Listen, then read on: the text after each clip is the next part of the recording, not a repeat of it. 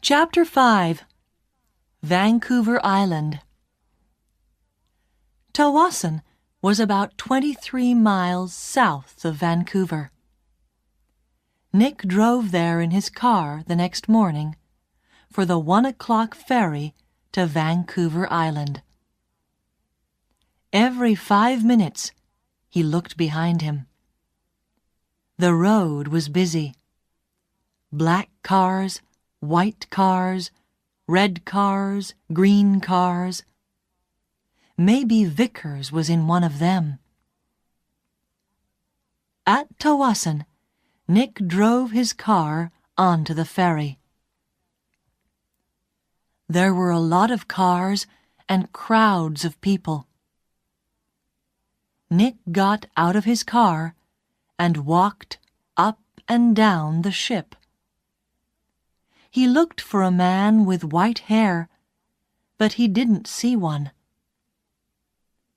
Soon the ferry began to move, and Nick felt better.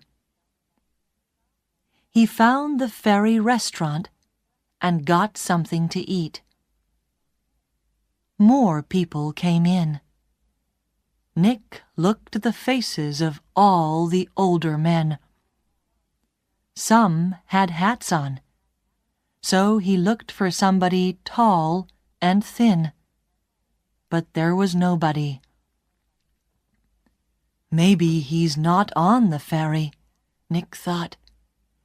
Maybe he's back in Vancouver. Later, Nick walked around the ship again. Once, he thought he saw the man with white hair in the crowds, but he could not be sure. 90 minutes after leaving Tawasin, the ferry arrived at Swartz Bay on Vancouver Island, and Nick went back down to his car. Swartz Bay was 20 miles north of Victoria. Nick drove quickly, and again looked behind him every 4 or 5 minutes.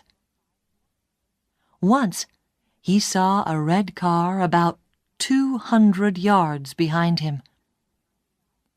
Did I see that car on the road from Vancouver to Tawasin? He thought. He drove more slowly, but the red car still stayed 200 yards behind him, and Nick couldn't see the driver's face or hair. Soon he was in the busy streets of Victoria, and Nick didn't see the red car behind him again. Victoria was a city of gardens and beautiful old buildings. Nick liked Victoria very much, but today he wasn't interested in gardens or buildings. He found the Empress Hotel, went inside, and walked across to the desk. "Can I help you?" a young man asked Nick.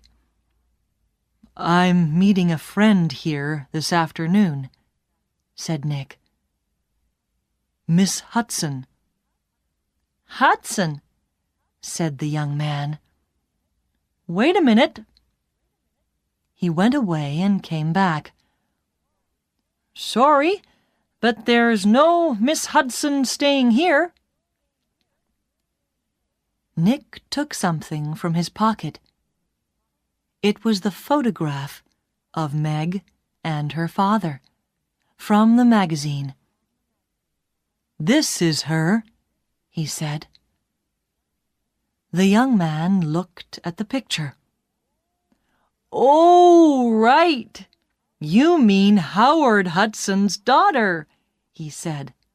"She's not staying here, but I saw her 10 or 15 minutes ago. She was with somebody, a man. He asked me about the tea room." "The tea room," said Nick. Where's that?" The man with short, white hair was tired. He couldn't sleep, and he couldn't eat. He thought about only one thing all the time.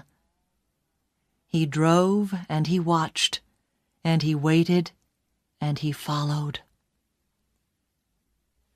When he drove into Victoria, the streets were busy, and suddenly he lost the blue car in front of him. Angrily, he drove around the city, past all the big hotels. "I must find him," he said. "I must do it today." Then he saw the Empress Hotel, and in the street outside it, a blue car. He drove past the hotel, left his car, and ran back down the street. He went across the road and walked past the downstairs windows. There was a big room with tables and chairs and a lot of people. He looked carefully at all the faces. "There she is," he said suddenly. There were two men with the girl. He couldn't see their faces, only the backs of their heads, but one of the men was in a green shirt. "Mr. Hollywood," the man said, and smiled. "Goodbye, Mr. Hollywood." People in the street turned to look at him, but the man did not see them. He walked up to the doors of the hotel and put a hand into his pocket. Inside, the gun was cold and hard.